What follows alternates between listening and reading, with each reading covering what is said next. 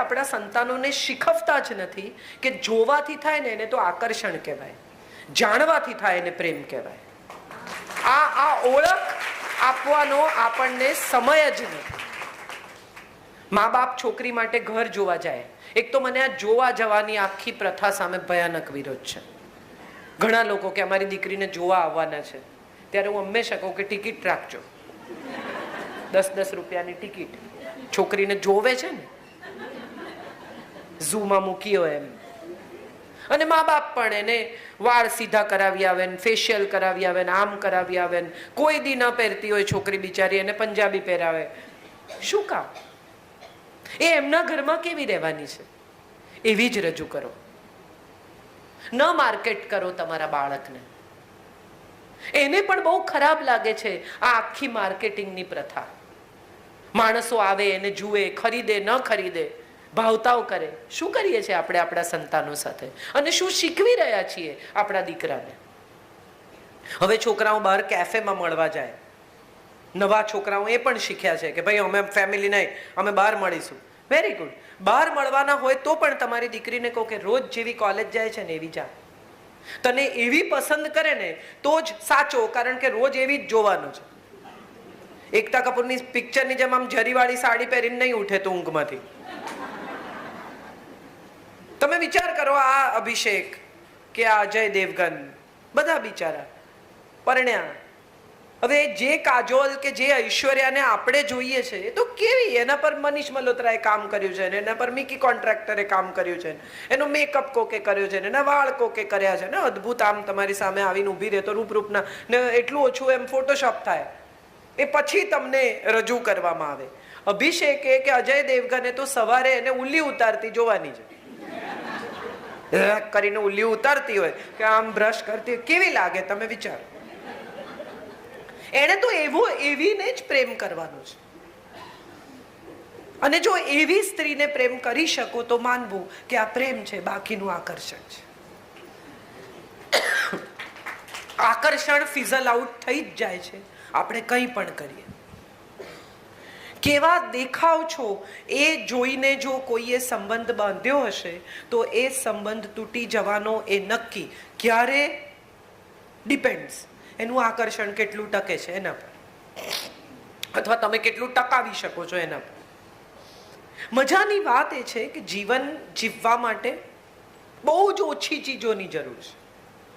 આપણો પ્રોબ્લેમ એ છે કે આપણે જીવનને સંકુલ કરી નાખ્યું. આના વગર તો મને ચાલે જ નહીં, એસી વગર ન ચાલે. અહીંથી દાખલા તરીકે હું હમણાં જ એક કાર્યક્રમમાંથી હું નીકળતી હતી, મારે કોઈકને ત્યાં જવું હતું, તો મેં કીધું ઓટોમાં જતી રહીશ. એટલે એ જે ઓર્ગેનાઇઝર હતા એ ભાઈએ મને કહ્યું, ઓટોમાં જશું તમે? કેમ? ઓટોવાળો મને ભગાડી જશે, નહીં ઉતારે મારે જ્યાં જવું છે ત્યાં. કેમ ન જઈ શકાય ઓટોમાં? આપણે બધાએ આપણા સ્ટેન્ડર્ડ ઓફ લિવિંગને કંઈક જુદા જ સ્ટેજ પર મૂકી દીધું છે. 5 ફૂટનો માણસ જે ખાદી પહેરતો તો જરાય હેન્ડસમ નહોતો, જેનામાં એવું કશું જ નહોતું કે જેને જોઈને તમે ડઘાઈ જાઓ, ઇમ્પ્રેસ થઈ જાઓ. આવું શાહરૂખ જેવો આમ ઊભો નહોતો રહેતો, કંઈ જેવું નહોતો કરતો કે જેને જોઈને તમે ઇમ્પ્રેસ થઈ જાઓ. છતાં એણે 40 વર્ષ સુધી આખા દેશના યુથને ઇમ્પ્રેસ કર્યું સાહેબ. He was the star. જો કોઈ એક સ્ટારની વાત કરવાની હોય તો હું એને સ્ટાર કહું.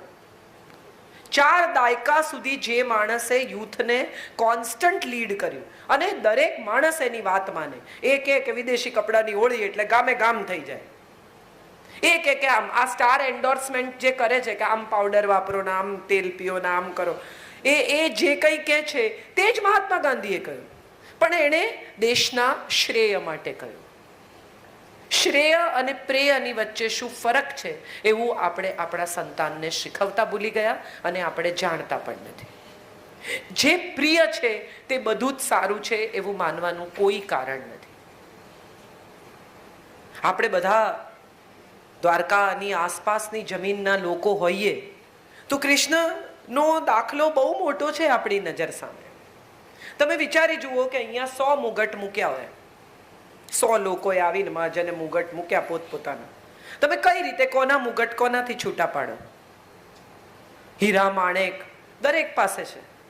આણે રસ્તા પરથી એક મોરપીંછ ઊંચક્યું ને મૂકી દીધું, અને 5000 મુગટમાંથી પણ છૂટા પડે. આ સ્ટાઇલ આઇકોન છે. સ્ટાઇલ કોને કહેવાય? આને સ્ટાઇલ કહેવાય. તમારી પાસે કશું યુનિક હોય, એવું કે જે બીજા પાસે નથી, એનું નામ સ્ટાઇલ છે. તમે મને શું કામ સાંભળવા આવો છો? જોવા તો કોઈ આવતું નથી. હું અહીંયા કંઈ મુજરા કરતી નથી, ગજરા વેચતી નથી. કેમ સાંભળવી હોય છે મને? કારણ કે હું તમને એ કહું છું જેની તમને બધાને ઓલરેડી ખબર જ છે. હું એક પણ એવી વાત નથી કહેતી તમને કે જે તમે પહેલા નથી સાંભળી. સવાલ એ છે કે તમને જે ખબર છે એ હું યાદ કરાવી આપું છું, માટે તમને મજા આવે છે. કેટલી બધી સ્ત્રીઓ ફ્રીજ પાસે જઈને પછી ઊભી રહે, હું ઊભી રહું છું કે હું શું લેવા આવી હતી. ખરેખર આપણા બધાની સ્થિતિ એવી છે. આપણને બધાને એમ થાય છે કે આપણે શું કરવા આવ્યા.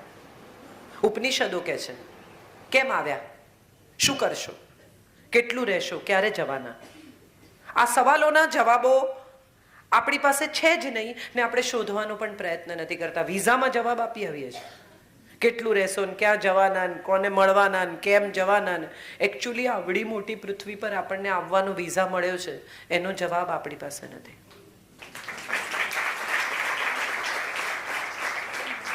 તમે વિચારો, what is a purpose of life? કોઈ વિચારે છે એવું કે મારી જિંદગીનો પર્પઝ શું છે? દાન કરવું? તમારી પાસે વધારાના પૈસા હોય, તમે કોઈકને આપી દો. આમે તમે નથી વાપરી શકવાના, બધા તો આપો થોડા. પર્પઝ શું છે? પર્પઝ એ છે કે તમારી આસપાસના લોકો ખુશ રહે.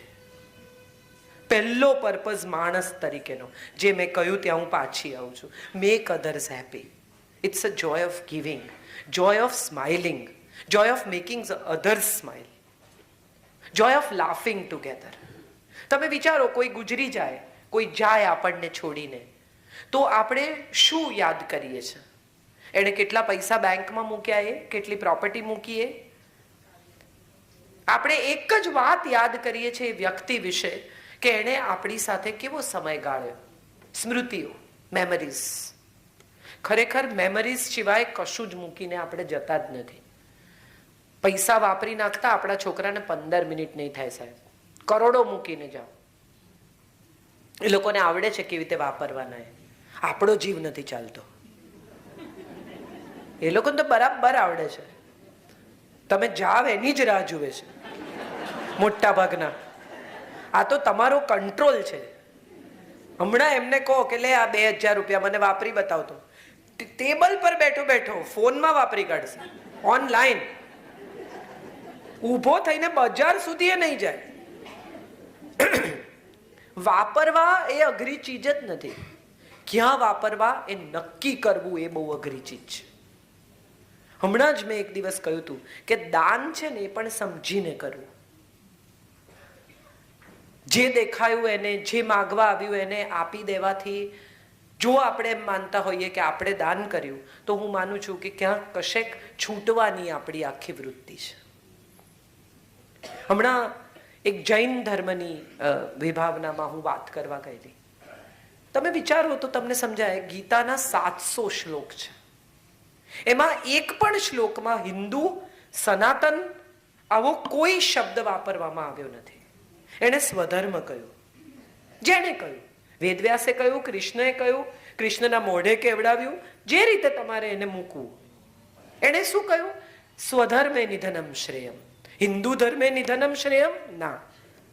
એવી જ રીતે તમે જૈન, જો નવકાર મંત્ર જે જાણતું હોય એને ખબર છે, નમો અરિહંતાણમ, નમો સિદ્ધાણમ, નમો આયર્યાણમ, નમો જૈન અરિહંતાણમ.